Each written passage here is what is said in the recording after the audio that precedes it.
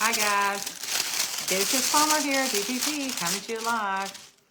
I hope my caption is still in here, but I want to talk to you guys about how government assistance helps me. And I'm always looking at situations and trying to see how I can help change things for others. So when I was back in high school, I got pregnant at age 16. So we were very, I would just say we barely made it. I mean, my daddy got just a little amount of money, barely enough to take care of us. We didn't have a lot of stuff. We were missing a lot of things financially. Really, we didn't have a car, and we barely were able to even eat every month. But here, I go get pregnant and didn't know how I was going to be able to take care of myself and a baby. So what I did, I went and applied for, what did you call it? Medicaid and welfare. I applied for welfare, and Medicaid came right along with it. And back then, it was $88 a month is what I received. So I received that during my pregnancy, and also the next year after my son was born, and I got it up until I got my first job. It wasn't my first job. It was my first job after I had okay, let me back up. Okay, I was on welfare, and during the summer months, another government assistance program was called summer jobs. So we were able to get summer jobs. And I got my first summer job after I had my son. And I went to work too soon. I ended up almost hemorrhaging, almost killed myself because I went to work right after having my son. So I had him on May 30th. The summer job started like maybe 2 weeks after that. I went right on to work. I mean, I didn't know any better, and I hemorrhaged. I had to be rushed to the hospital because I just knew I need to do what I need to do to take care of my son. And that $88 a month wasn't enough. So I almost had a situation where it wasn't so good. Anyway, that was a government program. So when I started working at Jack's restaurant, I think I made, it was minimum wage at the time. I think it was $3.35 an hour, maybe even less. But I can recall making like $100 and something every 2 weeks. So the $100 and something that I received every 2 weeks, I reported that income to the government. I reported the income to the welfare department, and they cut me off. But let me tell you how devastating that was, because $100 and something every 2 weeks prevented me from getting welfare. And back then, you could not get Medicaid unless you were on welfare. So when they cut me off of the welfare, my medical benefits ended. You could not get one without the other. I don't know how it is now, but back then, you couldn't get one without the other. And I'm just so grateful that we didn't get sick. My son and I didn't get sick. And let me backtrack. Before I got the job working at Jack's restaurant, I had another government job. It was called CETA. It was a CETA program. And that CETA program, it was a program to help provide tools to help people find jobs, young people find jobs. So I opted into that program. And I remember not having transportation to get to the place. I had to take a bus, of course. And I remember one time the buses even went on strike. So I had to catch a ride with a friend to get to the program. And this particular program gave you money for participating in the program. And it wasn't a whole lot of money. It was like transportation money and maybe something for lunch. So that program is no longer existing. I'm aware. I don't know that program is around. I don't think it is. And I'm only saying this to say that I'm so grateful for those programs, because those programs kind of gave me the path to where I am now. So, okay. So I was on welfare. I was on Medicaid. I was on the summer program. I was on the CETA program, okay? Now, the CETA program, again, what it did, it helped give you the tools that you would need to go out and go have an interview, a job interview or something like that. They help with writing resumes. So again, they had a little money where they could give to us to get back and forth. Okay, that was, okay. So in 1986, that's when Dad had passed away. So when Dad had passed away, I'm no longer a single parent of one. I'm a single parent to one plus my brother and sister. I had to raise my brother and sister. My brother and sister were still in high school. I was making bare minimum income. I was working 2 jobs. I was working at State Farm, I was working at Jack's Restaurant, and I was working at a theater when Dad had passed away. With all 3 incomes, it still was not enough to go pay rent somewhere. Because, I mean, I can remember rent being something like, oh, God, rent was running like $600 or $700 a month. That was too much for me. And I'm working all these hours, like no way possible. So, thank God for the connections that I make. So I met this lady, she had insurance with us, and she managed these apartments. And the apartments were based on income. So I knew about 2 apartments based on income. The first one that I went to, well, see, my brother and my sister, they received a check from Daddy after Dad had passed away. But you know, like anything else, the check was not going to last. The check was good until they got out of high school. Once they reached age 18, the check was going to end.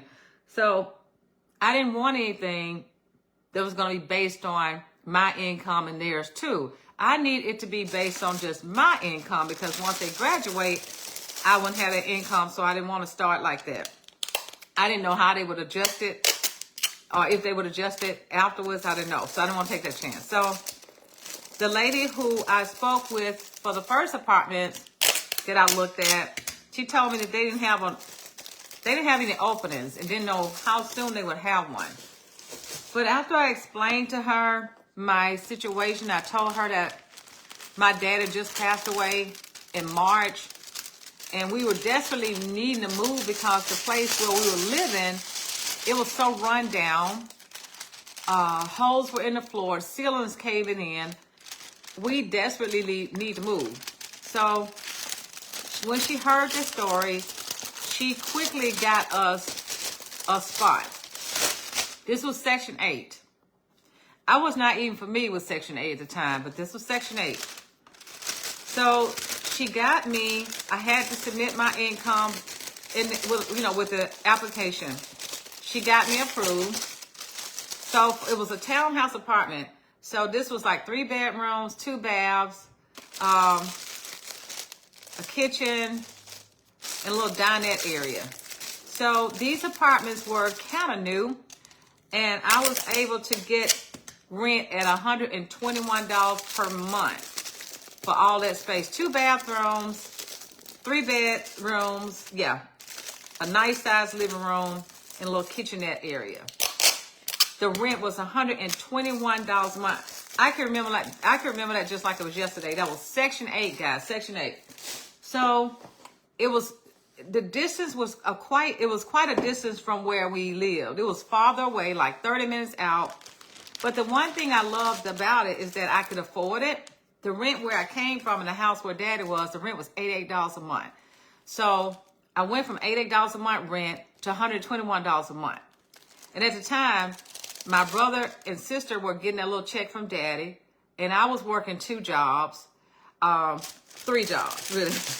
But I liked that the school was around the corner, and the football field was next door. My son was in the 1st grade when we moved there. So I didn't have to worry about taking him to school because he could walk to school around the corner. Okay, and I got him playing football. I didn't have to take him to football practice because the field was right next door. But these apartments were Section 8. So I've been on government programs, guys, time and time again. First was welfare, Medicaid. I was on the summer program. I was on the Cedar program. And then I lived on Section 8. I actually lived in Section 8 apartments for 7 years. 7 years, guys. 7 years. And the whole entire time I was on these government programs, I prayed to not stay on it. I prayed to not stay on it. And let me say this too, guys.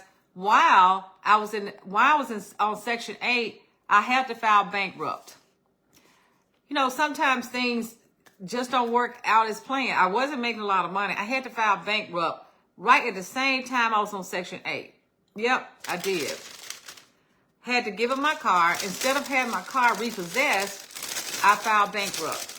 So, yeah, it was a struggle, guys, at the beginning. But I always worked hard. I always worked hard. I always want to pay my bills. I do the best I can. So, being on Section 8 for 7 years, I had a plan. So when I went in there, I had a plan. My plan was to continue to work hard, continue to work smart, and get out of there. That was my plan. My plan was to buy a house. That was my plan. That was my goal. So I stayed there 7 years, and I bought my first house. I bought my first house after leaving there. And the house I'm in now is my second house. So I got out of there. So I'm thankful for programs like that, because if the programs were not there, I wouldn't be where I am today. But I knew that I did not want to stay there. I was blessed that the way was paid for me to find success. I was not going to stay there. And I didn't want my kids to have to go through what I went through. It was hard. And Daddy did the best he could within his ability. My dad had special needs. He couldn't talk. He was elderly. And we barely could make it. So I'm thanking God for programs. Now, my daddy did not know about programs. He did not. He didn't know anything about programs, because if Daddy knew about programs, well, maybe he did and just didn't apply for it. I don't know, because we could have been eligible for food stamps. Now, I didn't apply for food stamps because I didn't know anything about how to do that. And that's the one thing I did not get with the food stamps, because I didn't know any better. I wish I had known, because I probably could have gotten some. You know, any help would have been of help.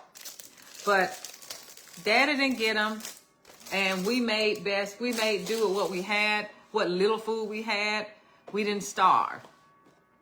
But I'm grateful for programs, because the programs help pave the way for us to be where we are. And I'm sitting here now doing some work for my customers. Sitting here doing some work now. But I just wanted to come and tell you guys, if you're faced with a situation like that, that's not the end. It's not the end. It's the beginning, but it's not the end.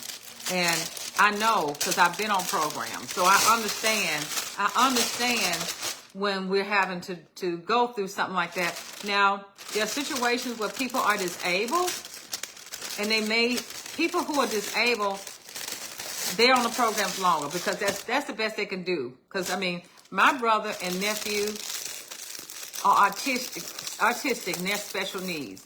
So if they had to be on a program like that, I could not see them coming off because of their health condition. That's different. But if you're in a situation where you're able-bodied like me, and I was like, oh no, I'm not going to stay on this. This is just a way to kind of put a band-aid on my situation so I can move forward, so I can get out of that, so somebody else can have my place, just in case they need a spot to better their situation. But I'm grateful for plans like that, programs like that, because we need to have a way to help us get beyond where we are to get to where we want to be. And again, I just wanted to tell you guys that that's where I came from. I came from the bottom, but here I am now. I won't say I've arrived, but I'm in a better situation than I was in, and still striving to even do better. So thank you guys for hanging out with me, for the storytelling. I'm working and talking to you guys at the same time. I'm getting packages together, and just wanted to share a little bit about me with you guys, so you can know that there is an answer, there is a solution. So this is what I'm doing. Oops, oh, would be dropping it on the floor. So this is what I'm doing. I'm packaging up products here for my customers. So take care, guys. Happy Saturday. Love you. Please like and share. Tag your friends. Bye.